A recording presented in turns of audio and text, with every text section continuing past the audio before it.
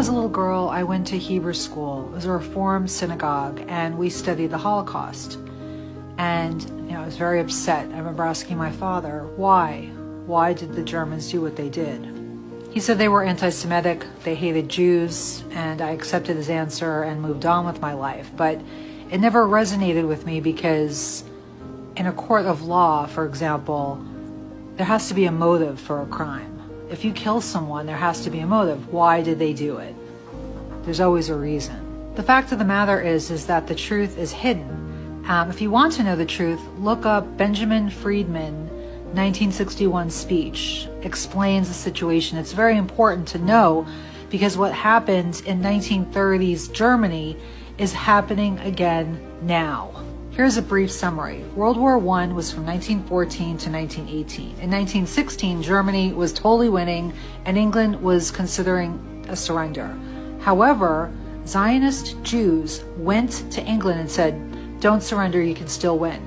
If we bring the Americans into the war and you promise us Palestine, you'll win the war. They had no right to give them Palestine, but that's what happened. And so over 100,000 Americans were killed, over 200,000 Americans injured because of this deal. But that's what happened, and Germany lost. Not only did Germany lose the war, they had to sign the Treaty of Versailles, which was a very unfair reparations agreement, and it crippled the German economy. When the Germans found out that the Zionists went behind their back, their own countrymen went behind their back and made this deal with England to bring the United States in the war, they were understandably very upset. Friedman makes the analogy, and this is exactly what it would be like. Imagine America, we're at war with Russia, and we're winning. And the Chinese in this country, in America, make a secret deal to have the Chinese help Russia, and then we lose the war. How would the Americans, how would we feel about the Chinese living in this country? Obviously, this didn't happen. This is just an analogy. And that's exactly how Germans felt about Jews in 1920s Germany. However, they didn't harm them, but that's just how they felt. So after World War I, Germany was suffering terribly. So, of course, they're not going to be very welcoming of Jewish people there. Like, I think they got lost government jobs. And we hear these stories from the Jewish perspective, but we never hear it from the German perspective. So the Jews of the world had a meeting. And long story short, they told Germany, you have to treat the German Jews like everyone else. And Germany was like, no. Again, think about how we as Americans would feel about Chinese here if they went behind our backs and helped an enemy to defeat us and destroy our economy. So in 1933, Germany, the Jews of the world Jewry, declared economic war on Germany. So the leader of Germany in the 1930s, his initials are AH, he did not initially want to Jewish people, and the Germans too, they just wanted them to leave, and that's exactly what the Zionists wanted. So they worked together, and there's even a coin symbolizing this called the Havari Agreement.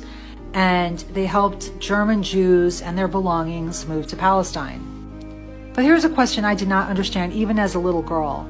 If the people who had the power to get Palestine had the kind of money and power to do that, didn't they have the money and power to stop what was happening to the Jews during World War II, right? And it was because the Zionists were completely focused on establishing Israel. They didn't care about what was happening to the Jews in the concentration camps.